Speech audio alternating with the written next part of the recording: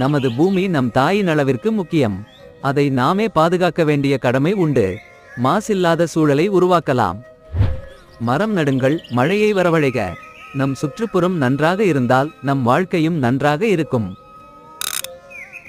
வேண்டாம், மரங்களை வெட்டாதீர்கள், மாசுபாட்டை உருவாக்காதீர்கள். இல்லாவிட்டால் வருங்காலத்தில் நம்மால் சுவாசிக்க கூட முடியாது.